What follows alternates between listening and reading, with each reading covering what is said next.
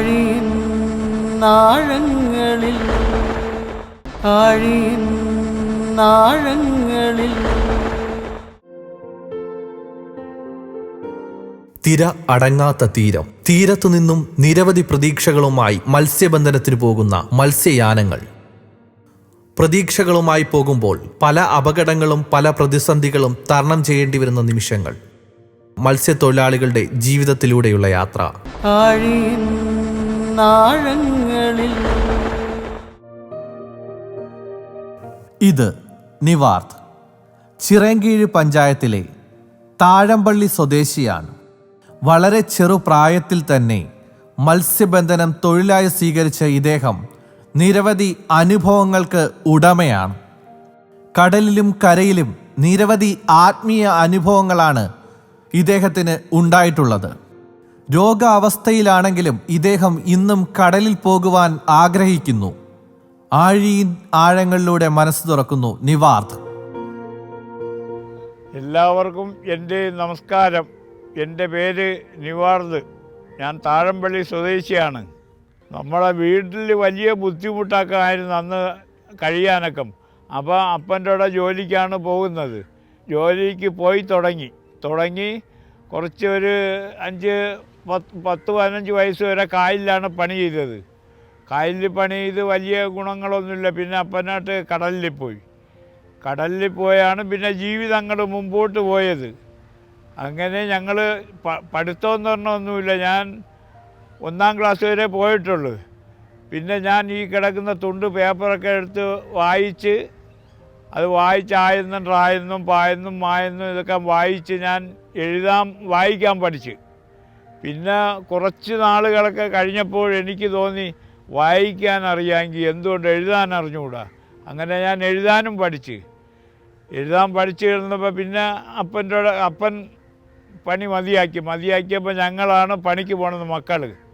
പിന്നെ കടലിൽ പോയി തുടങ്ങി.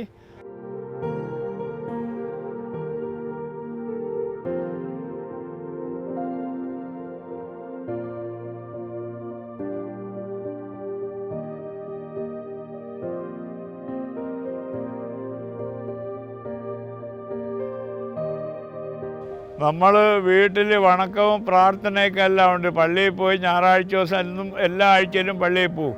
പിന്നെ കടലിൽ പോകുമ്പോഴും പ്രാർത്ഥിച്ചിട്ടേ പോകൂ, പ്രാർത്ഥിക്കാതെ പോകില്ല. നമ്മൾ കടലിൽ പോയാൽ രക്ഷപ്പെടണമെങ്കിൽ നമ്മൾ പ്രാർത്ഥിച്ചിട്ട് പോയാലേ തിരിച്ച് വരുന്നവരെ ആ ഓർമ്മ കാണാം. അങ്ങനെയൊക്കെയാണ് നമ്മൾ കഴിഞ്ഞു പോകുന്നതും. ഈ പ്രാർത്ഥന എപ്പോഴും പ്രാർത്ഥനയാണ്. സന്ധ്യാനാമങ്ങളുണ്ട്. പിന്നെ രാവിലെ എപ്പോഴും പ്രാർത്ഥിക്കുക തന്നെ ചെയ്യുന്നത്.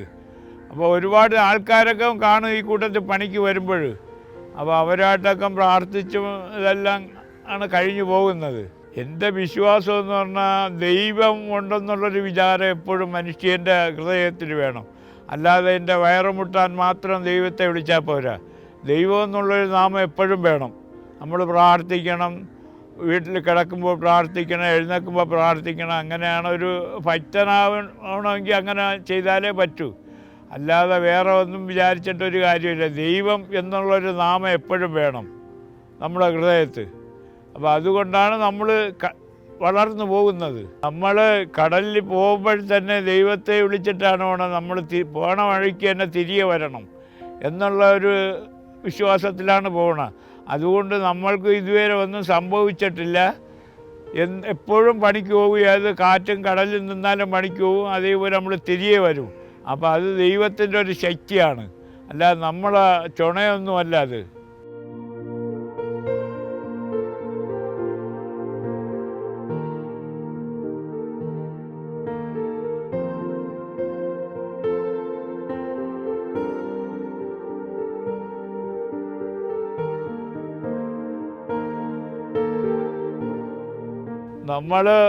ഞാൻ പ്രാർത്ഥിച്ചിട്ടാണ് കടലിൽ പോകുന്നത്.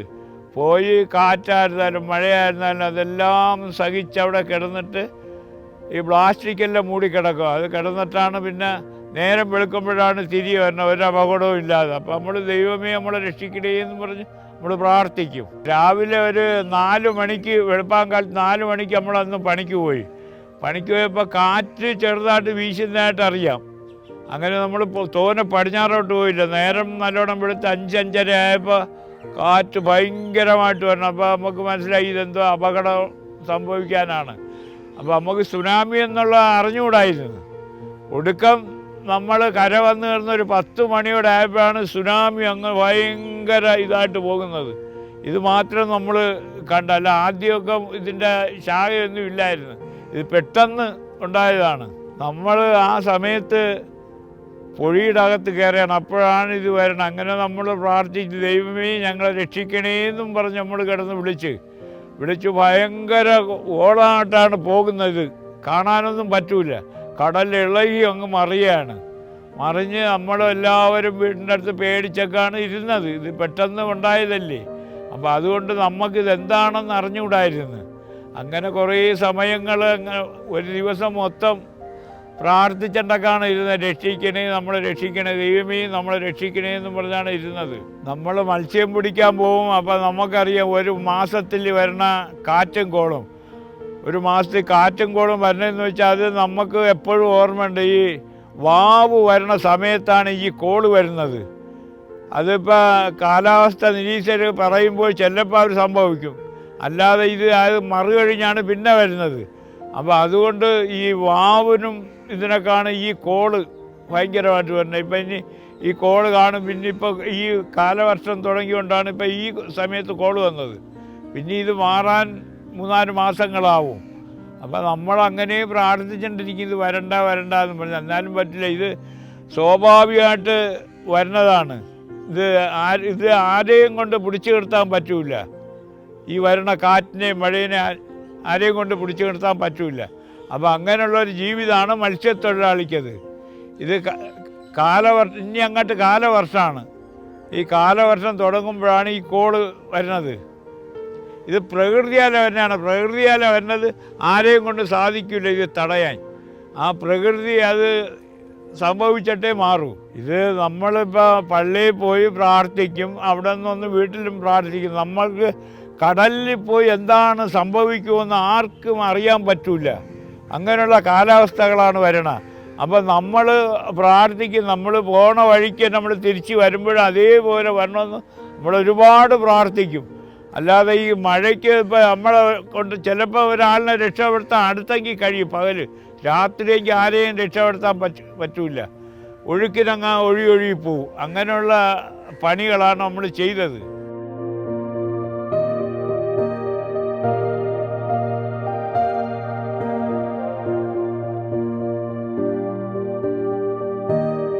ഒരു 15 വയസ്സ് പ്രായമുള്ളപ്പോഴൊക്കെ ഉടുതുണിക്ക് മറുതുണിയില്ല. അന്ന് ഈ ഒരേ കൈലിയും ഇതൊക്കെയാണ് ഉടുത്തണ്ട് കിടക്കുന്നത്. അതേസമയം ഇന്നത്തെ തലമുറ ഒരു ചെറുക്കന് ഒരു റൂം നിറയെയുള്ള ഡ്രസ്സുകളുണ്ട്.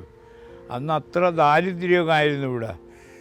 ഉച്ചയ്ക്ക് ഭക്ഷണമില്ല. രാത്രിയാണ് എന്തെങ്കിലുമൊക്കെ കഴിക്കാൻ കിട്ടുന്നത്. അതുകൊണ്ടങ്ങ് കഴിഞ്ഞു പോവും.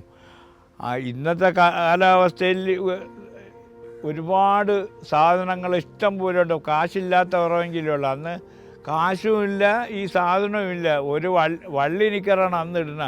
15 വയസ്സ് പ്രായമുള്ളപ്പോഴിടുന്ന വള്ളി നിക്കറാണ്. അപ്പോൾ അതൊന്ന് മനസ്സിലാക്കിക്കണം. അപ്പോൾ അത്ര ജീവിതം വളരെ ഇതായിരുന്നതാണ്. പിന്നീട് കുറച്ച് നാളുകൾ കഴിഞ്ഞ് കിടന്നപ്പോൾ പിന്നെ ഇവിടെ പുരോഗതി വന്ന് പിന്നെ നമ്മൾ പണിയുള്ള സാധനങ്ങളെല്ലാം കാശ് കൊടുത്ത് വാങ്ങി. കാശ് കൊടുത്ത് കഴിഞ്ഞ് സ്വന്തം സാധനത്തിലാണ് പണിക്ക് പോണത്. അത് പൊഴിയിൽ പോയി വള്ളം മറിഞ്ഞു പോയാൽ വള്ളം കളയും നമ്മൾ. അങ്ങനെയുള്ള ജീവിതമൊക്കെ ആയിരുന്നു. അങ്ങനെ അത് കഴിഞ്ഞു പോയി. പിന്നെ നമ്മൾ പിന്നീട് ഇങ്ങനെ പട്ടിണി പാവങ്ങളൊന്നും നമ്മൾ എന്തെങ്കിലും കിട്ടിയൊക്കെ നല്ല രീതിയിൽ കഴിയും. അങ്ങനെയുള്ളൊരവസ്ഥ ഇവിടെ വന്നു. പിന്നെ കടലും ഒരു വർഷത്തിൽ 2-3 തവണ കടലെടുത്ത് വന്നു. സർക്കാരാണ് ഈ വീടോരായിട്ട് അന്ന് അത്രയും ചെറ്റക്കുടിലാണ്. അപ്പോൾ ചെറ്റക്കുടിലാണ് അന്ന് അത്രയും ആൾക്കാർ എല്ലാ വീട്ടുകാരും താമസിക്കുന്നത്. ഈ ഡിപ്പാർട്ട്മെൻറ്റിന് 10-15 രൂപ കിട്ടും ഓല കെട്ടാൻ. ഒരു പഴയുമ്പോഴേ ഓല കെട്ടാൻ 10-15 രൂപ കിട്ടും. അതുകൊണ്ടാണ് കെട്ടി പിന്നെ കിടക്കുന്നത്. അത് കുറച്ച് നാൾ കഴിയുമ്പോൾ അത് പൊളിഞ്ഞു പോകും. പിന്നെയും വേറെ കെട്ടും. അന്ന് മൊത്തം ഇവിടെ ഈ ഓലപ്പെരയായിരുന്നു. ഇപ്പോഴാണ് ഇങ്ങനെയുള്ള കെട്ടിടങ്ങൾ വന്ന് അതുമായിട്ടൊരു ബന്ധമില്ല, ഓലയായിട്ടൊരു ബന്ധമില്ല. മുമ്പ് മൊത്തം ഓല കെട്ടിടമായിരുന്നു. അങ്ങനെയുള്ള ജീവിതമൊക്കെയാണ് അന്ന് കഴിഞ്ഞ്. എന്നാലും പിടിച്ചു പറ്റി നിന്ന്. ഇവിടെ ആൾക്കാരെല്ലാം കുറവാണ്.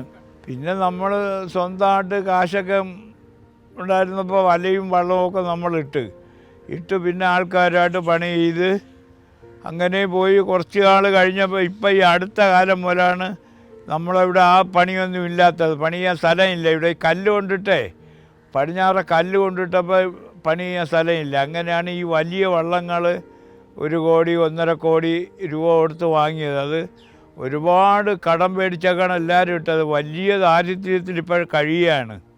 അപ്പോൾ അങ്ങനെയുള്ള കാലാവസ്ഥയാണ്. ഇപ്പോൾ ഈ പൊഴിയൊക്കെ മൂടിക്കിടന്ന്, ഈ ഹാർബർ മൂടിക്കിടന്ന് അങ്ങനെ കുറേ സമരങ്ങളെടുത്ത് അത് പോലീസുകാരുടെ ഡിപ്പാർട്ട്മെൻറ്റായിട്ട് വലിയ പ്രശ്നങ്ങളായി. ഇപ്പോഴങ്ങനെ ഒരു പണിയില്ലാതെ കിടക്കുന്ന അവസരമാണ്. ഇപ്പോൾ ഒരു പണിയില്ല. ഇനി ഈ കോള് മാറി തീരുമ്പോൾ പണികൾ കാണും. വള്ളങ്ങളെല്ലാം കായലിൽ കെട്ടിയിട്ടിരിക്കുകയാണ്. അതാ ഈ കിടക്കുന്ന വള്ളം കണ്ട, അത് 1 കോടി രൂപയൊക്കെ ആവും. അപ്പോൾ അത് കുറേ പലിശയ്ക്ക് മേടിക്കും, കുറേ കടം മേടിക്കും പലിശയില്ലാതെ. അങ്ങനെയൊക്കെയാണ് കഴിഞ്ഞു പോകുന്നത്.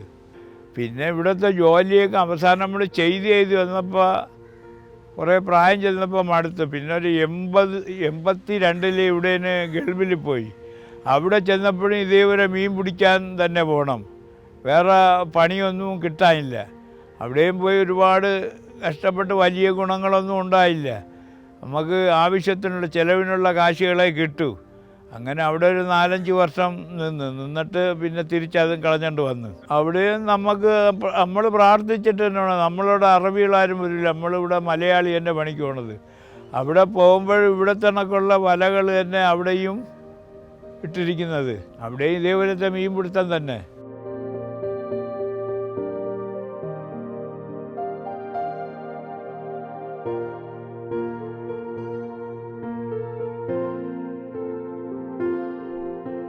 നമ്മൾ പിന്നീട് ജോലി ചെയ്ത് നമ്മൾ പട്ടിണിയൊക്കെ എല്ലാം മാറി. അത് ദൈവത്തിൻ്റെ അനുഗ്രഹമാണ്. അപ്പോൾ അങ്ങനെ നമ്മൾ ജീവിച്ച ദൈവം എന്നുള്ളൊരു നാമം നമ്മളെ മനസ്സിലുണ്ടെങ്കിൽ ഒരിക്കലും നമ്മൾ രക്ഷപ്പെടാതിരിക്കില്ല. നമുക്ക് എപ്പോഴെങ്കിലും നമുക്കൊരു രക്ഷയുണ്ടാകും, അല്ല ശിക്ഷിക്കപ്പെടുകയൊന്നുമില്ല. അപ്പോൾ അങ്ങനെയുള്ള ജീവിതങ്ങളാണ് നമുക്ക് മുമ്പോട്ട് പോയത്. അല്ലാതെ ദൈവത്തെ വിളിക്കാതെ ആരും ഭൂമിയിൽ അടിപെട്ട് പോകില്ല. ദൈവം എന്നുള്ളൊരു നാമം എപ്പോഴും വേണം. അങ്ങനെയുള്ള ജീവിതമായിരുന്നു.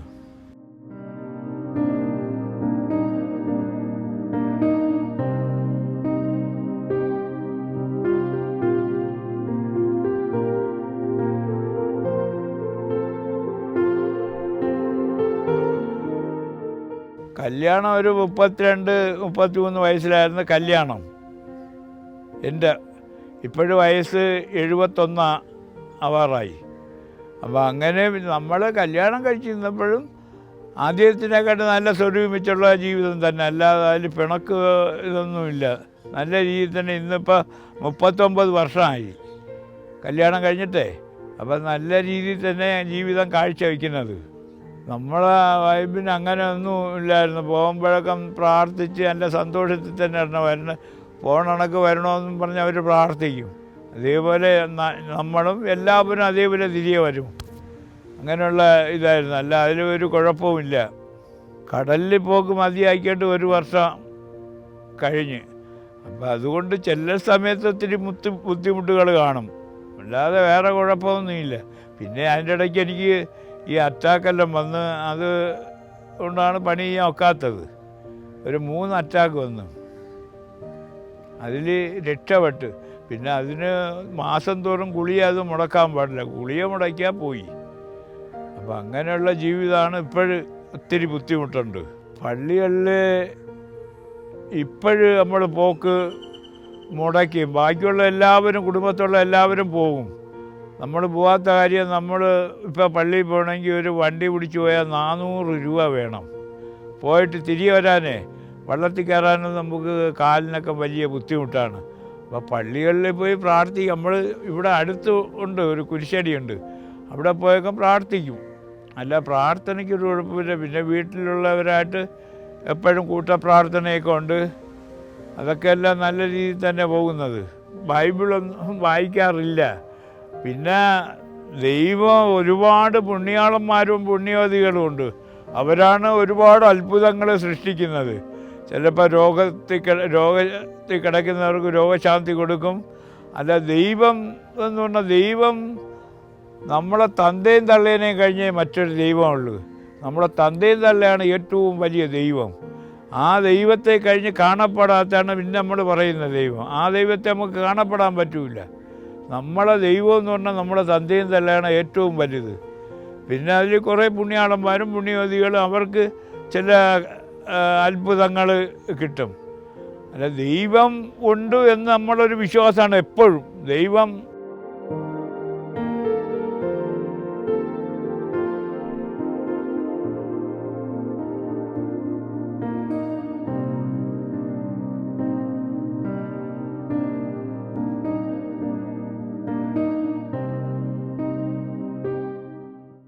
മാതാവിനെയാണ് ഇപ്പോൾ കൂടുതലും വിശ്വസിക്കുന്നത്. അവർ നടത്തിയ അത്ഭുതങ്ങളാണ്. ഇപ്പോൾ നമ്മളവിടെ മാതാവിൻ്റെ ഒരു വലിയ കുരിശടിയും അപ്പുറത്തുണ്ട്. അവിടെ ആഴിച്ചോറും പ്രാർത്ഥനയും നേർച്ചയും നിലവിളക്കമാണ്. അപ്പോൾ അവിടെ പോയി ഒരുപാട് പേര് പ്രാർത്ഥിക്കാൻ പോകുന്നുണ്ട്. മാതാവിനെയാണ് ഏറ്റവും ഇപ്പോൾ വിശ്വസിക്കുന്നത്. അപ്പോൾ ആ ഒരു വിശ്വാസം എല്ലാവർക്കും ഉണ്ട്. ആ വിശ്വസിക്കാത്ത ആരുമില്ല. അപ്പോൾ അങ്ങനെയുള്ള ഒരു മനസ്സിലാണ്ട് എപ്പോഴും അതിനെ നമ്മൾ പ്രാർത്ഥനയും കാര്യം കൂടുതലും മാതാവിനെ പറ്റി തന്നെ. കടലിൽ പോകുമ്പോൾ അവർക്കൊരു ഭയവുമില്ല. നമ്മൾ കാലാവസ്ഥ നോക്കിയേ പോകൂ. കാലാവസ്ഥ പെശവെന്ന് കണ്ടാൽ നമ്മൾ പോകില്ല. നമ്മൾ വീട്ടിൽ തന്നെ ഇരിക്കും. നമ്മൾ പിന്നെ ആ കാലാവസ്ഥ നല്ല രീതിയിലാവുമ്പോഴേ പോകും. അല്ല, വീട്ടുകാർക്ക് ഒരു പേടിയില്ല. അവർ പറയും നിങ്ങൾ പോകണ്ട. അവർ തലയിൽ കൈ വെച്ച് പറയും നിങ്ങളിപ്പോൾ മരണത്തെ വെല്ലുവിളിച്ചുകൊണ്ട് പോയി നമ്മൾക്ക് ആഹാരത്തിനുള്ള വഴി ഉണ്ടാക്കി തരണ്ട. അങ്ങനെ പോകില്ല. നല്ല കാലാവസ്ഥയെങ്കിലേ കടലിൽ നമ്മൾ പോകും, അല്ലാതെ പോകത്തില്ല. കടൽ എപ്പോഴും നമുക്ക് വിശ്വാസമാണ്. കടലിൽ വിശ്വസിക്കുന്നവൻ ഒരിക്കലും കെട്ടുപോകത്തില്ല. അവൻ നന്നാവേ ഉള്ളൂ. അല്ലാതെ അതിനെ മറന്നു പോണവരാണ് എന്തെങ്കിലും അപകടത്തിൽ വീഴ്ന്നു പോണത് അല്ല. അല്ലാതെ കടലിനെ യാതൊരു കാരണവശാലും മറക്കാൻ പറ്റില്ല. നമ്മളെ വീട്ടുകാർക്ക് ആർക്കും ഒരു പേടിയില്ല കടലിൽ പോണതിന്. നമ്മളത് നോക്കിയേ പോകൂ.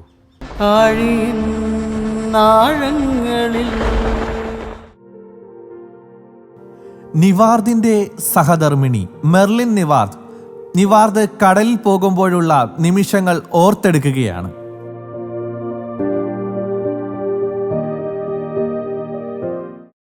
ഞങ്ങളുടെ കല്യാണം കഴിഞ്ഞിട്ട് 39 വർഷമായി. അയാൾ മത്സ്യത്തൊഴിലാളിയാണ്, മത്സ്യം പിടിക്കുന്നതാണ്.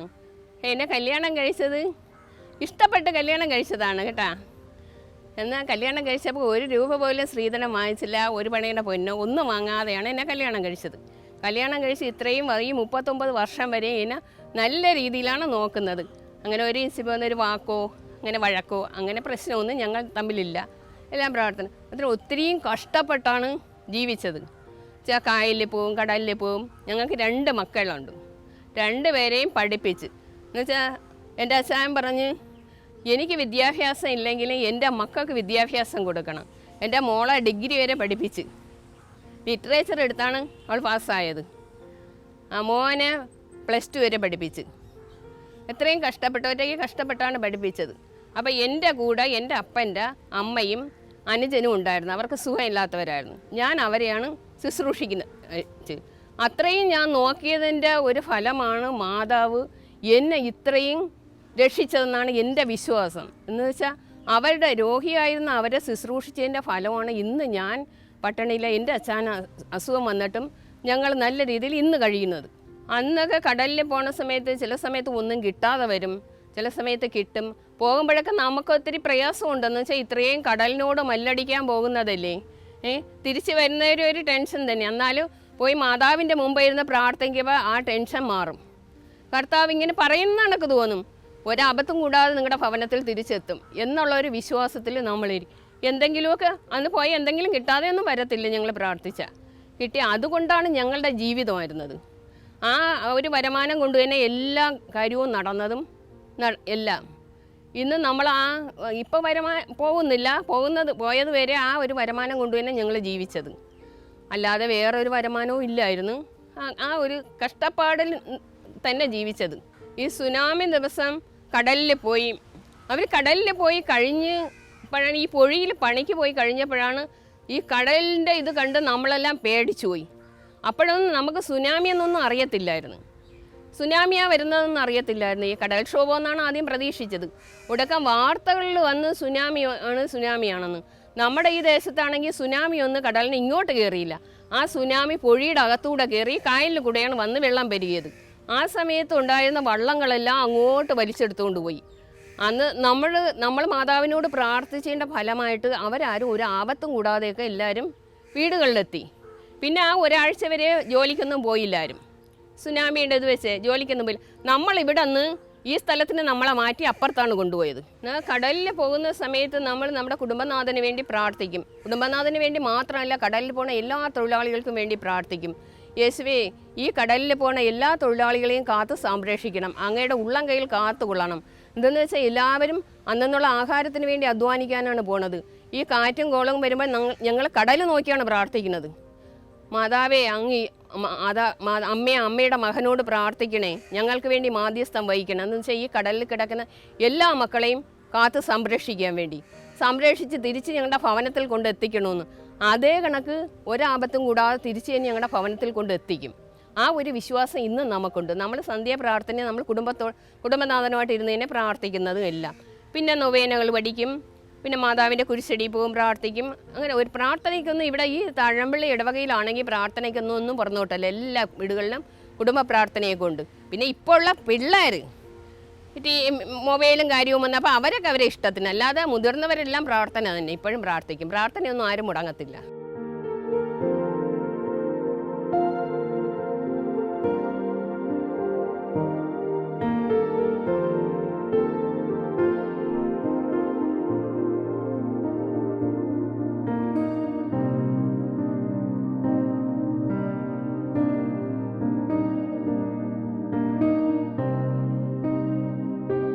അമ്മേ ചിന്തുന്ന കണ്ണുനീർക്കൊന്തയുമായി ഞങ്ങൾ ഗാഗുൽത്തമാമലയിൽ വന്ദനയാം നിന്റെ പൊൻതിരുപാദത്തിലാർമണി മാളികയിൽ. അമ്മേ ചിന്തുന്ന കണ്ണുനീർക്കൊന്തയുമായി ഞങ്ങൾ ഗാഗുൽത്തമാമലയിൽ വന്ദനയാം നിന്റെ പൊൻതിരുപാദത്തിലാർമണി മാളികയിൽ. അമ്മേ താങ്ങില്ല തണലില്ല, തണലുള്ള ചെടിയില്ല, താമര പൊയ്കയല്ലോ. അമ്മേ താങ്ങില്ല തണലില്ല, തണലുള്ള ചെടിയില്ല, താമര പൊയ്കയല്ലോ. വന്ദനയാം നിന്റെ പൊൻതിരുപാദത്തിലാർമണി മാളികയിൽ. അമ്മേ ചിന്തുന്ന കണ്ണുനീർക്കൊന്തയുമായി ഞങ്ങൾ ഗാഗുൽത്തമാ